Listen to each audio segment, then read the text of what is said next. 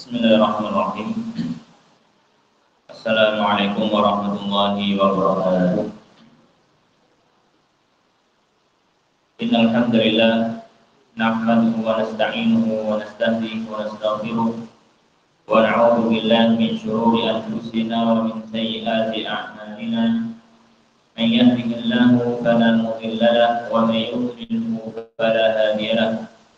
Asyhadu an la ilaha illallah wahdahu la syarika lahu wa asyhadu anna Muhammadan 'abduhu wa rasuluh sallallahu alaihi wa ala alihi wa ashabihi ajma'in. Ya ayyuhalladzina amanu taqullaha haqqa tuqatih wa la tamutunna illa wa antum muslimun. Amma ba'd. Allahumma subhanaka la 'ilma lana illa ma 'allamtana innaka antal alimul hakim wa tub 'alaina innaka antat tawwabur rahim. Allahumma arzuqna al-ikhlas fil 'ilmi wal 'amal. Rabbi shrah li sadri wa yassir li amri wahlul 'uqdatam min lisani yafqahu qawli. Allahumma amin. Ma'asyiral muslimin jamaah rahimani wa rahimakumullah. Kembali kita bersyukur kepada Allah Subhanahu wa taala, di mana pada malam hari ini Allah Subhanahu wa taala masih mengizinkan kita untuk bermajelis, untuk bermuajalah, berkumpul dalam rangka tafaqquh fiddin, dalam rangka mempelajari ayat-ayat Allah Subhanahu wa taala, membaca hadis-hadis Nabi sallallahu alaihi wasallam, yang dengan hal yang semacam ini kita berharap Allah Subhanahu wa taala menambahkan keimanan, menambahkan ketakwaan pulang dengan sedaya. Ma'asyiral muslimin jamaah rahimani wa rahimakumullah. Kita masih melanjutkan ngaos kitab Riyadhus Shalihin yang dipenulis kalian Imam An-Nawawi rahimahullah taala, yang mana pada pertemuan sebelumnya kita sampun maos babul wafa bil ahdi wa injazil wa'di, bab ingkang jelasaken masalah menepati janji. Dan insyaallah dalam menika kita badhe bahas bab yang baru, dimulai dari apa yang disampaikan kali Al-Imam An-Nawawi rahimahullah taala. Bismillahirrahmanirrahim. Qala al-musannif rahimahullah taala wa nafa'ana bi ilmihi fid dunya wal akhirah wa adkhalahu fasiha jannatihi wa taghammadahu bi rahmatihi. Allahumma amin. Babul amri bil muhafadzati ala ma'tadahu minal khairi. Babul amri, bab ingkang jelasakan perintah bil muhafadzah, untuk menjaga ala ma'tadahu, atas perkara yang sudah menjadi kebiasaannya minal khairi, dari kebaikan. Ma'asyiral muslimin jamaah rahimani wa rahimakumullah. Perlu kita ketahui bersama sadange kita maos ayat-ayat kalian hadis yang disebutkan oleh Imam Nawawi wonten bab menika, bahwasanya seorang muslim, hendaknya seorang muslim niki nggadahi amalan khusus yang menghubungkan dirinya dengan Allah. Seorang hendaknya punya sir, nggadahi rahasia antara dirinya dengan Allah Subhanahu wa taala. Yang mana rahasia niki berupa amalan yang sifatnya sunnah dan dia selalu mudawamah, istiqomah melampai amalan tersebut. Dan ini adalah salah satu kebaikan. Ya. Dan ketika kita mau memilih dari amalan ini, hendaknya kita perkirakan amalan yang memang kita mudah dan bisa melakukannya. Supaya apa? Supaya saged melampai dengan istiqomah. Jangan kita milih amalan yang menjadi rahasia kita kali Allah dengan amalan yang berat. Ya. Amalan yang berat. Misalnya ngapunten. Jadi amal rahasia aku ambil Allah tak umroh berbulan. Umroh berbulan ini kan boten. Ya. Pisan naik mesti budale berbulan. Ya. Atau misalkan saya akan puasa dahar itu puasa setiap hari. Ya. Padahal dia belum pernah terbiasa puasa Senin Kamis mawon jarang-jarang pengen melampaui puasa dahar atau mungkin puasa Daud padahal dia belum terbiasa puasa atau dia orang yang memang tidak kuat puasa. Ya. Maka dimulai dengan sesuatu yang sedikit yang penting istiqomah. Nah ini hendaknya menjadi sebuah amalan rahasia seorang muslim kali Allah Subhanahu wa ta'ala. Dengan amalan-amalan semacam ini harapannya itu akan menjadi penghubung kita dengan Allah Subhanahu wa ta'ala. Penghubung kita kepada Allah Subhanahu wa ta'ala. Dan landasan tentang hal semacam ini banyak sekali dari kalangan para sahabat yang punya amalan-amalan rahasia. Dan sahabat itu yang amalan rahasia ini selalu bersih hati. Amalan rahasia apa? Selalu bersih hati. Tak dengan film itu yang enam bersih hati. Soalnya duit rasa benci, rasa tidak suka kepada seorang muslim. Ada seorang sahabat yang amalannya itu tidak pernah dia itu hadas kecuali langsung wudu terus sholat 2 rakaat. Ini amalan rahasia yang dengannya menjadi apa? Menjadi penghubung antara dia dari Allah Subhanahu. Maka yang hendaknya kita sebagai seorang muslim bisa meneruskan. Kita lihat kira-kira mana yang mudah. Ya. Misalkan melihat kepada dirinya, saya ini kok merasa saya ini orang yang cukup mudah untuk mengeluarkan harta. Misalkan sedina pokoknya infak 10.000, pokoknya itu metu 10.000. Ada orang yang diberikan kemudahan untuk baca Quran, pokoknya bendino kudu ana sing diwaca. Entah itu 1 juz atau setengah juz. Atau dia memilih amalan puasa, pokoknya puasa Senin Kamis. Tinggal dipilih saja, banyak amalan sunnah luar biasa. Tinggal kita pilih mana yang kiranya mudah bagi kita untuk kita lakukan, kemudian apa? Di istiqomah, mudawamah. Nah, setelah sudah mudawamah alal khair, mudawamah ala al-ibadah, ketika sudah ngajeki salah satu ibadah, maka hendaknya jangan ditinggalkan. Makanya di bab ini kok Al-Imam An-Nawawi rahimahullah taala muwantianti supaya orang kalau sudah punya amalan sir hubungan antara dia kalian Allah Subhanahu wa taala ada perintah untuk terus dijaga pun ngantos ditinggalkan. Bahkan kalau perlu kalau kemarin nggak melakukan dikodok sebagaimana dalam satu riwayat dari saking sahabat Umar beliau menyampaikan siapa yang atau dari Nabi Sallallahu ya, siapa yang kelupaan dari apa yang biasa dia baca ya, di kemarin harinya, maka silakan dia kodok di esok hari ya, kalau memang sudah punya kebiasaan misalkan tilawah ya, atau zikir-zikir tertentu. Misalkan dia baca istighfar biasa dalam sehari mungkin 100 kali istighfar.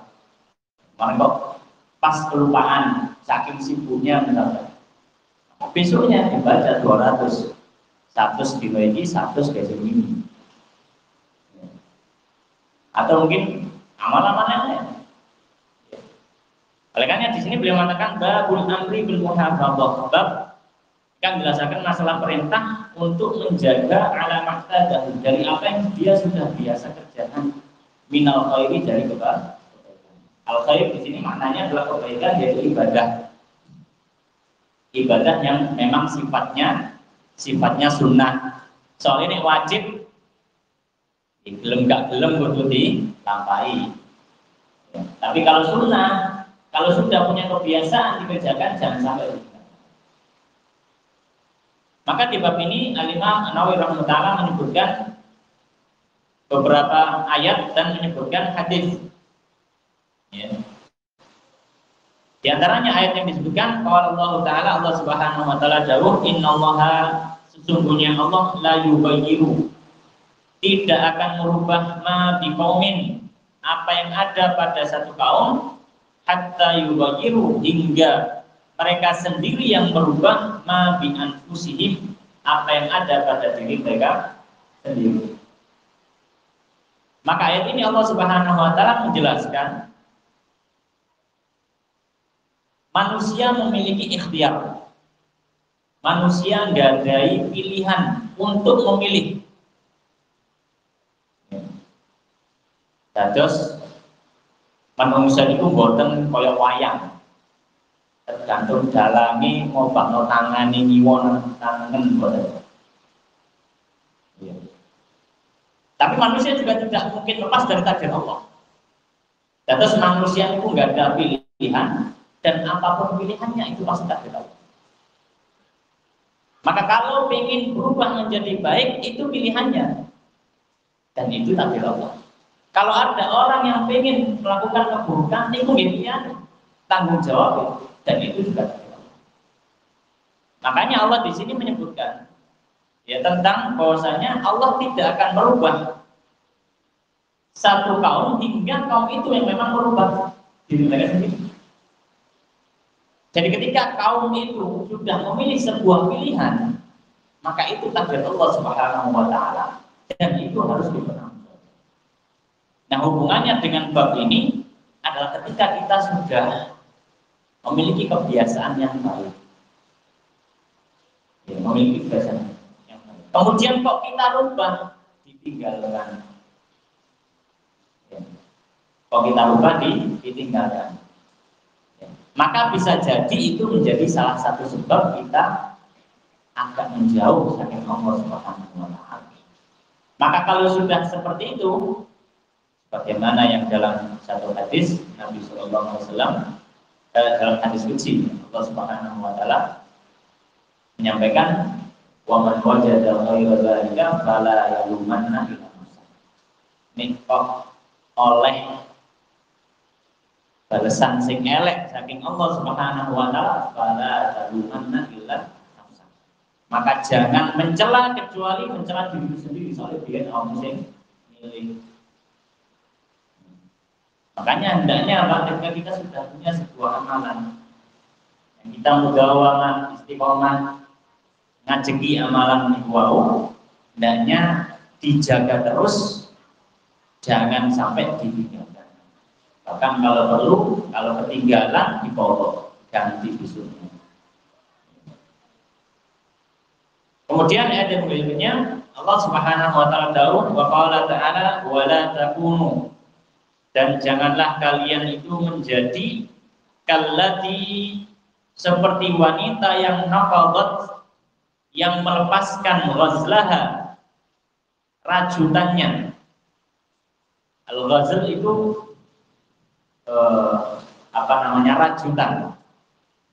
rajutan. Maka jangan seperti wanita yang sudah capek-capek merajut, terus setelah itu diudari malih. Orang merajut itu kan butuh waktu, telaten, teliti, ya. Butuh perjuangan yang merajut itu. Maka kata Allah Subhanahu wa taala, jangan kalian itu menjadi seperti wanita yang dia itu melepaskan rajutannya min ba'di quwwatin angkata, setelah ikatannya itu sudah menjadi kuat. Ya, angkata, sehingga dia menjadi amburadul lagi. Dalam salah satu tafsiran ayat menikah disebutkan bahwa dulu Ada seorang wanita di zaman jahiliyah di Mekah itu yang dia memiliki masalah ya dengan mentalnya, ya. Ada masalah dengan kejiwaannya. Dia itu suka rajut, isu-isu wis rajut, wis rada awan. Meni isu-isu rajut malih, rada awan diudari malih. Jadi kayak perbuatan yang sia-sia. Ya, perbuatan apa? Yang sia-sia. Maka kata Allah SWT, jangan menjadi seperti orang yang sudah merajut, kemudian dia budar lagi. Jangan seperti itu. Nah, ini kiasan. Ini apa? Kiasan. Maksudnya adalah jangan menjadi orang yang mana dia sudah memiliki sebuah amalan kebaikan, dia sudah berusaha menjalani kedekatan kalian Allah Subhanahu wa taala, sudah mulai mendekat kepada Allah, kok tambah setelah itu apa? Ngedoi Gusti. Setelah sudah semakin dekat kepada Allah, tiba-tiba apa? Jauh dari Allah. Maka jangan menjadi seperti itu. Ya. Diumpamakan kalian Allah seperti orang yang sudah merajut rajutannya, sudah kuat, sampun sae, tiba-tiba apa? Diudari lagi. Ya. Baik. Masyaallah muslimin jamaah rahimani wa rahimakumullah. Kemudian ayat yang ketiga, wonten bab menika, hadis ini menyebutkan al-ankas jam'u nikfin wa huwa al-ghazlul manfuh. Angkat itu adalah rajutan yang sudah dilepas lagi rajutan. Wa qala ta'ala, dan Allah Subhanahu wa taala dawuh ayat yang ketiga, wala takunu, dan janganlah kalian menjadi kalladzina, seperti orang-orang yang utul kitab, sudah diberikan kitab. Maksudnya ini jangan kalian menjadi seperti ahli kitab, orang Yahudi, orang Nasrani. Mereka ningurien sampun diparingi kitab saking Allah, diutus nabi kepada mereka, diparingi syariat, ya. Kemudian mereka merubah ajaran yang sudah dibawa oleh nabinya. Kitab sucinya dirubah-rubah, direvisi, diamandemen, ya. Sing gak enak dihapusi, sing enak gak mlebu dilebono, ya. Maka dirubah-rubah sendiri oleh makhluk. Maka Allah Subhanahu wa taala memperingatkan kita sebagai seorang muslim, wala takunu kalladzina utul kitaba min qablu. Jangan kalian itu menjadi seperti orang-orang yang sudah diberikan kitab sebelumnya. Faqala alaihimul amadu. Faqala, maka berlalu lama alaihim, atas mereka, amadu zaman. Dalam artian kemudian setelah berlalu waktu yang lama, faqasat qulubuhum, hati mereka menjadi keras. Kenapa kok keras? Karena tadi mereka sudah lancang kepada nabinya, lancang kepada kitab sucinya, bahkan lancang kepada Allah Subhanahu wa taala. Mereka sudah diberikan syariat, tapi malah menjauh dari Allah. Oleh karenanya di sini Allah mewanti-wanti kita jangan menjadi seperti mereka yang sudah mendapatkan hidayah kok tambah ngadoh saking Allah. Maka kalau kita sudah mendapatkan hidayah saking Allah, dijaga, dirawat hidayah ini kok, dan berusaha untuk ditambahi, ditambahi. Nah, dan termasuk kalau sudah punya amalan yang sudah biasa diamalkan, maka dijaga amalannya. Ya. Kemudian yang berikutnya, wa qala ta'ala, dan Allah Subhanahu wa taala berfirman, fama ra'auha haqqa ri'ayatiha. Fama, maka tidaklah ra'auha, mereka itu menjaganya. Ini kisahnya tentang orang-orang ahli kitab yang diberikan amanah kalian Allah Subhanahu wa taala, namun mereka tidak menjalankan amanah itu. Ya. Tidak mengerjakan apa yang diperintahkan kalian Allah, tidak menjauhi larangan-larangan Allah. Banga'ra'auha, maka mereka tidak menjaganya. Haqqa ri'ayatiha, dengan sebenar-benar penjagaan. Ya. Maka di sini Allah Subhanahu wa taala menyampaikan bagaimana kondisi orang-orang ahli kitab yang mereka itu tidak menjaga syariat mereka. Dalam bentuk apa? Dalam bentuk mereka semakin jauh saking Allah Subhanahu wa taala, lebih cinta dunia, lebih cinta hal-hal yang menjadikan murka Allah Subhanahu wa taala.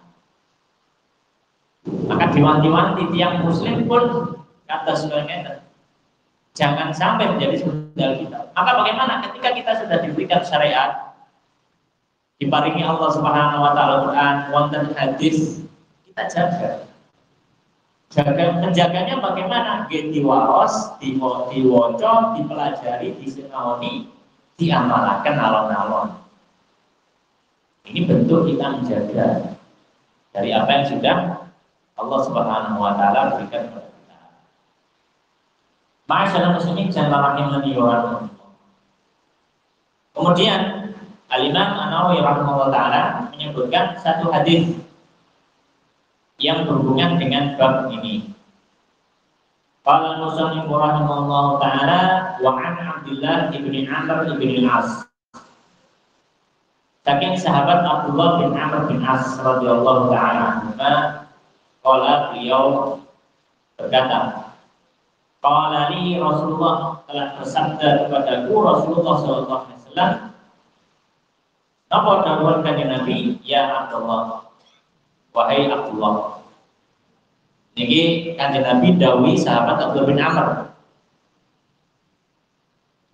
Dawuh kanjeng Nabi, ya Abdullah, wahai Abdullah, ya Abdullah, la takun mithla fulan. Awakmu ojo koyo wong iku. Tetapi tidak disebutkan. Ini salah satu bentuk bentuk kita memberikan nasihat ketika mengambil ibrah dari orang lain. Maka kalau misalkan dia adalah sesama muslim atau apa yang khawatir kehormatannya akan jatuh kalau kita sebutkan, nggak perlu disebutkan namanya. Ya, sebutkan saja ya, saya pernah tahu seperti ini, itu saja. Nggak perlu disebutkan, nanti jatuhnya nama ghibah. Makanya Nabi mengatakan, ojo koyo iku. Jangan seperti orang gitu. Orang yang apa? Karena yang mulai yang dia itu dulu biasa sholat malam, sudah punya amalan diajeki, okay? Wirite, okay? Yang menghubungkan antara dia dengan Allah, yaitu bentuknya sholat malam, batalaka qiyamul lail. Setelah sudah terbiasa, sudah istiqomah, kemudian tiba-tiba dia tinggalkan sholat malam. Muttafaqun alaih, hadis riwayat Bukhari. Maka jadi memberikan pelajaran. Nama pelajaran di antara pelajaran pertama adalah termasuk amalan yang bisa menjadi wirid kita, menjadi amalan rahasia kita oleh Allah, diberikan sholat malam. Sholat malam. Sholat malam bisa dikerjakan baik sebelum tidur ataupun sudah tidur. Misalkan mau angel tangi, kadung turu, langsung bablas subuh, ya. Kauman misalkan sholat malam. Makanya sebelum tidur tidak masalah. Seperti yang dilakukan oleh sahabat Abu Hurairah nih, sholat malam, sholat witir, niku sadar ini loh. Sadar ini loh.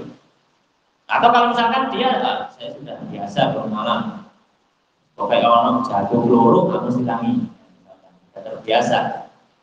Ya maka nggak apa-apa, malah bagus. Salah satu bagaimana disebutkan oleh para ulama, dia adalah da'us shalihin, dia adalah salah satu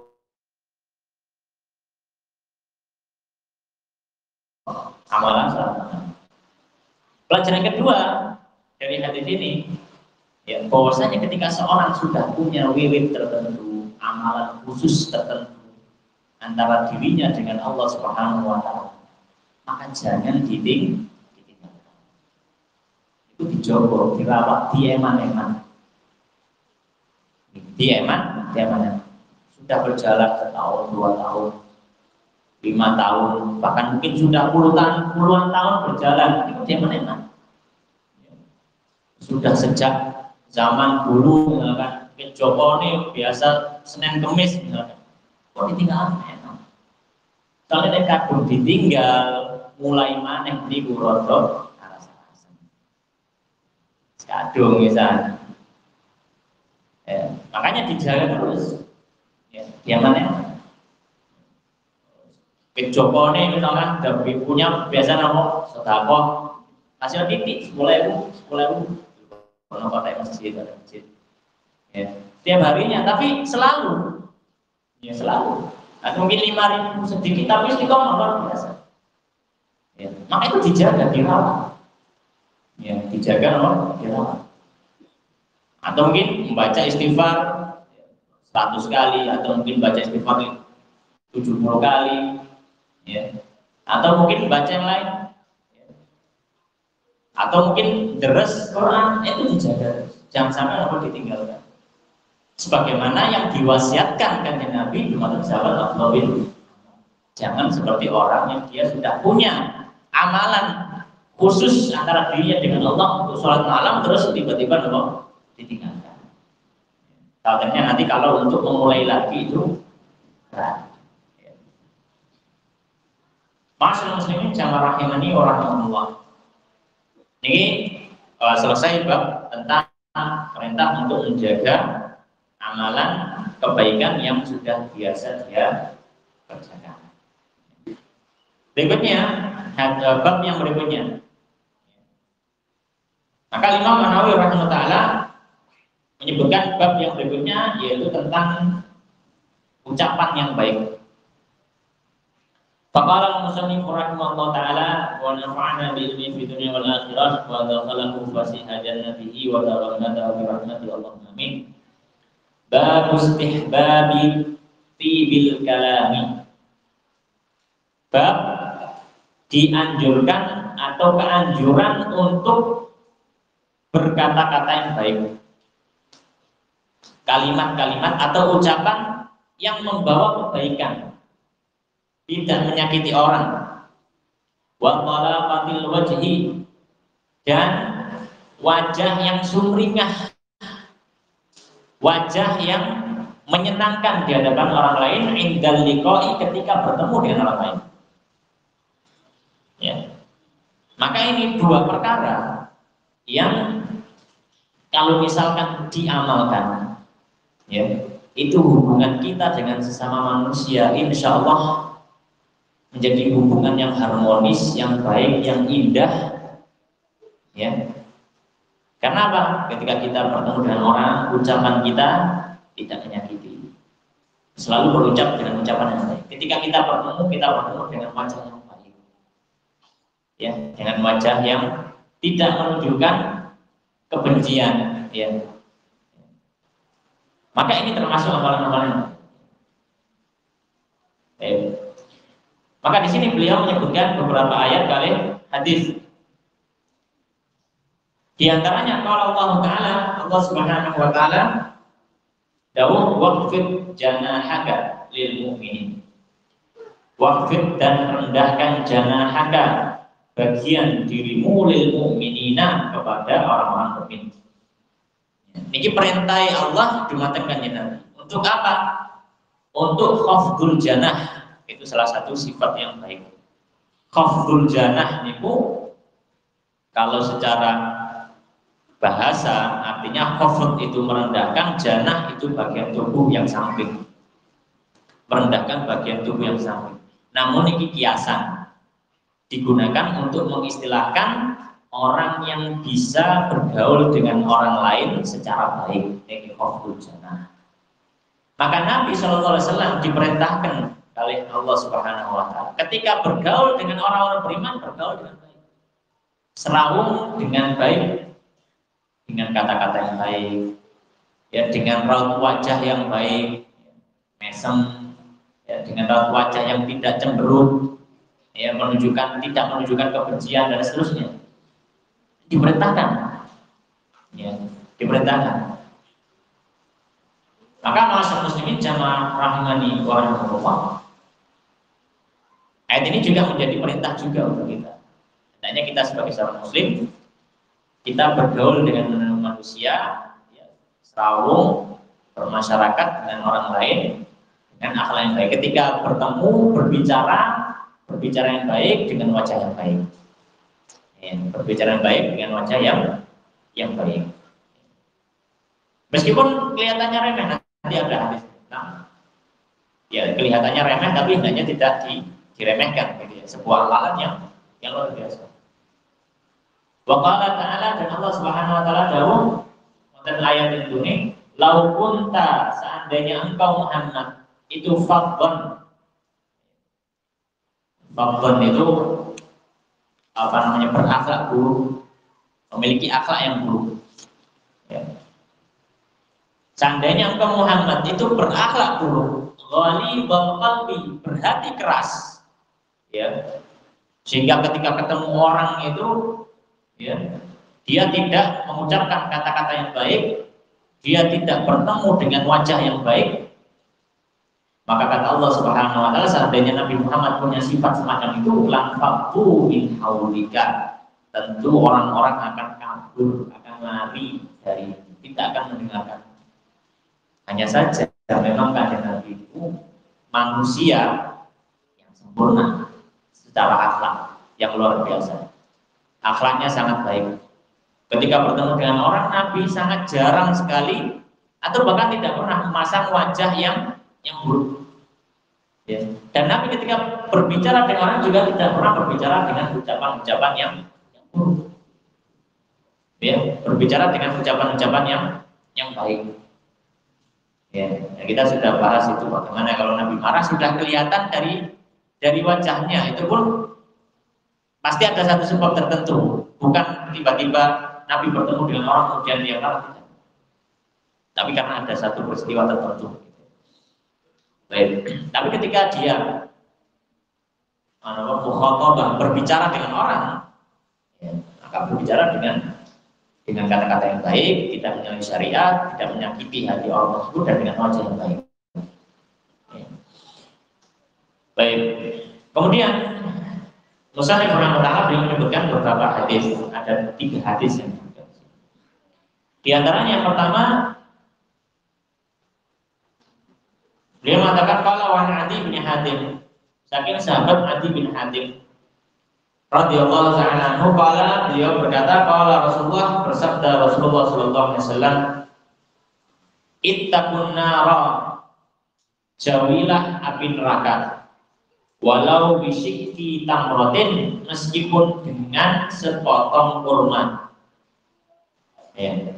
Maksudnya apa? Jauhilah neraka meskipun dengan sepotong kurma. Maksudnya adalah berusahalah untuk menjauhi api neraka dengan melakukan amal-amal soleh, amal-amal kebaikan. Meskipun amal kebaikan itu adalah sesuatu yang mungkin sedikit di mata kita. Misalkan amal sedekah kurma 1, amal kebaikan. Ya. Ngisi kotak masjid 1000.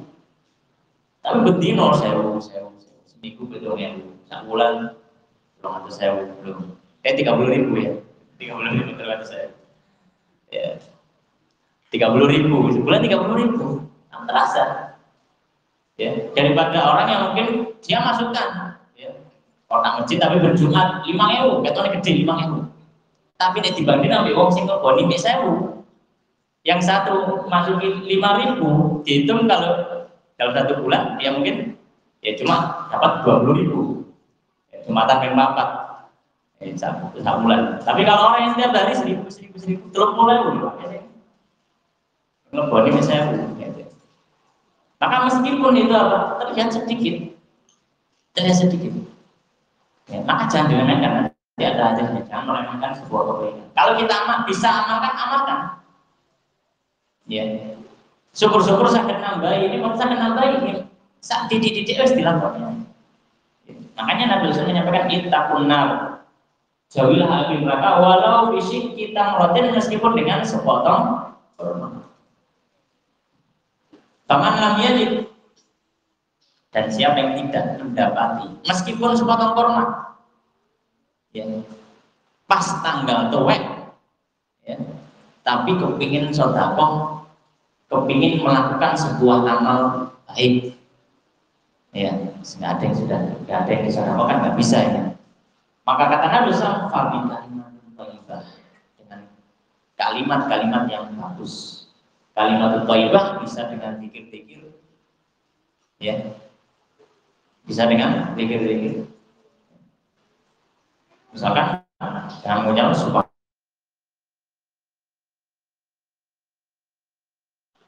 sebagaimana dalam hadis, tamla'u ma bainas samai wal ardh, ganjarane iso-iso ngebuti bagian antara langit dan bumi. Ya. Zikir. Padahal itu suatu amal yang mungkin terlihat remeh di mata kita. Zikir gampang. Kali ngobah nolam lambi. Tapi belum mesti yang itu. Belum mesti.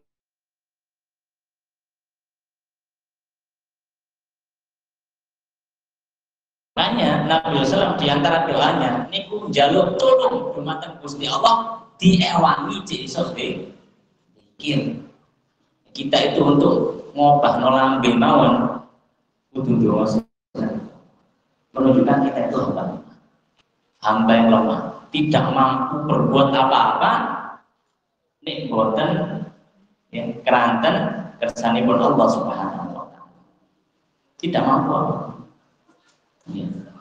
Maka muslimin jamaah rahimani wa rahimah. Kata Nabi sallallahu alaihi wasallam, "Lam yajid fa bi kalimatin thayyibah." Siapa yang tidak mendapati meskipun dengan sepotong kurma, maka dengan kalimat yang baik. Ya, kalimat yang baik.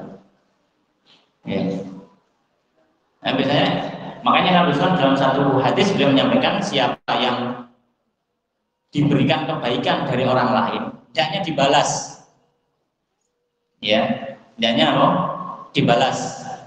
Ya, maka termasuk tradisi yang baik. Orang-orang dikirimi tanggone pulau gedang-gedang atau akeh ya ada piring. Oh, nggih maksud. Menit dibalekno isine no duit. Di sini gedang pisang gitu. Mboten apa-apa. Termasuk memang ajaran Nabi itu. Jangan diremehkan. Mungkin kita memandang oh itu ada tanggung jawab ya Nabi juga mengajarkan seperti itu. Anjurkan, bagus itu. Ya. Nah, kata Nabi, kalau dia memang nggak punya pas 11 kalau ngomong misalnya, memang nggak ada, maka doakan. Masuk juga kalimat thayyibah. Ya. Kalau misalkan kita tidak bisa membalas dengan benda yang lain atau rezeki yang lain, maka kita doakan. Ya, kita apa? Doakan dengan kalimat yang baik. Maka muslimin jamaah rahimani orang Allah, hadis ini memberikan pelajaran. Ya, di antara yang pertama, hendaknya kita mengamalkan kebaikan untuk menjauhkan diri kita dari api neraka. Meskipun amal kebaikan itu nilainya sedikit di mata kita. Ya. Yang kedua, pelajarannya adalah bahwasanya termasuk amal baik adalah berkata-kata yang baik. Berkata-kata yang baik pada orang lain.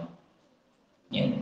Bahkan sebagaimana seperti disebutkan oleh saya Shalal Utsaimin dalam syarah Riyadhus Shalihin, beliau menyampaikan termasuk kata-kata yang baik itu adalah ucapan basa-basi, menanyakan kondisi, ya bagaimana kabarnya, oh sehat, dan seterusnya. Itu ucapan yang baik. Akan itu bisa dinilai sebagai nama ucapan yang baik. Kenapa ucapan yang baik? Karena tidak menyakiti orang lain. Ya, bahkan menunjukkan kepedulian. Ya. Maka ini termasuk kalimat yang baik, ucapan yang baik yang hendaknya kita bisa amalkan. Muttafaqun alaih, hadis riwayat Bukhari Muslim. Kemudian hadis yang berikutnya hadis yang kedua, hadis dari sahabat Abu Hurairah radhiyallahu taala anhu. Qala al-musannif rahimahullahu taala wa an Abi Hurairah radhiyallahu taala anhu anna Nabi dari Nabi sallallahu alaihi wasallam qala, beliau bersabda, wal kalimatu thayyibatu shadaqatun, dan ucapan yang baik itu bernilai sedekah. Ucapan yang baik itu bernilai sedekah. Muttafaqun alaih, hadis Bukhari Muslim. Wa huwa ba'du haditsin taqaddama bi tulihi. Dan ini hadis ini hanya sebagian dari hadis yang sudah disebutkan sebelumnya secara panjang. Ya. Secara panjang.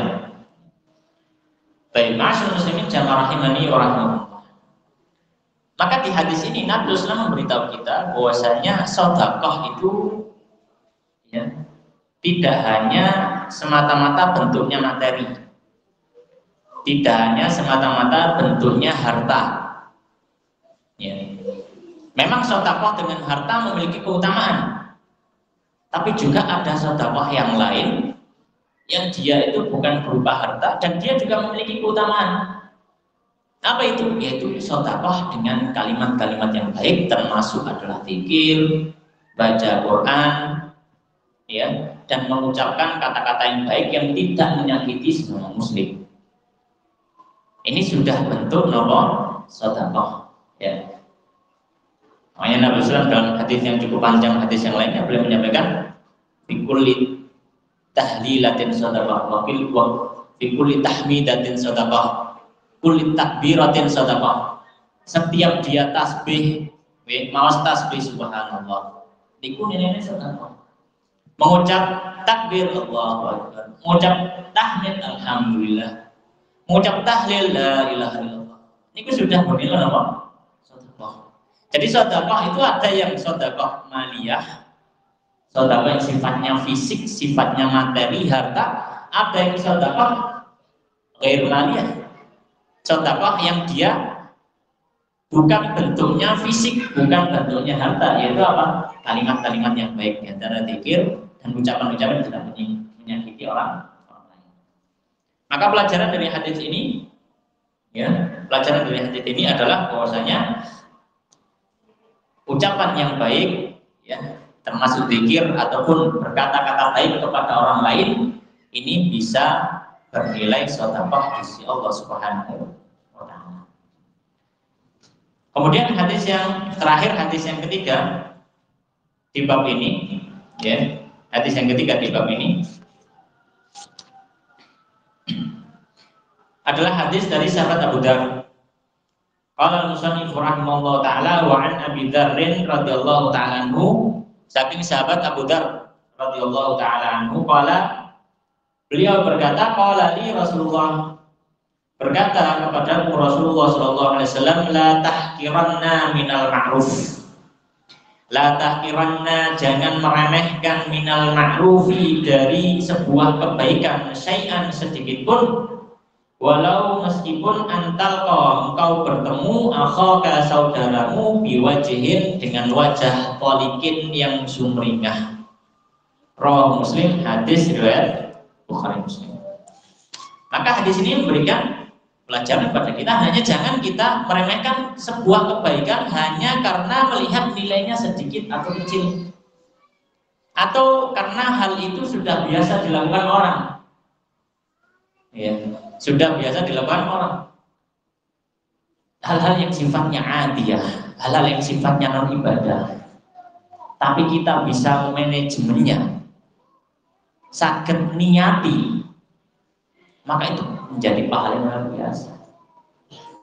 Ya, misalkan menyingkirkan gangguan dari jalan, ya, di jalan kok watu, atau misalkan di jalan ada kayu yang cukup besar, mungkin khawatir bisa mengganggu orang yang mungkin naik motor, naik sepeda motor, naik sepeda pancal, kemudian diarahkan minggir, tapi diniati dalam hatinya.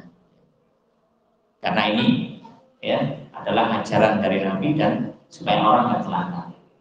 Ajaran.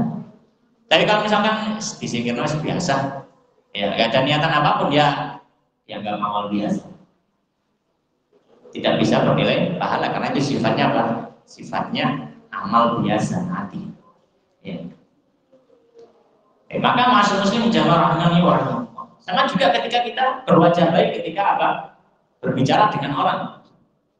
Nah, ketika kita melakukan hal tersebut dengan kesadaran bahwanya memang itu yang diajarkan oleh Kanjeng Nabi, ya, diajarkan untuk berwajah baik dengan orang lain ketika ngobrol, berbicara, maka Kan bisa jadi yang orang menganggap itu adat biasa, jenis normal wong yang ngono, bisa menjadi apa?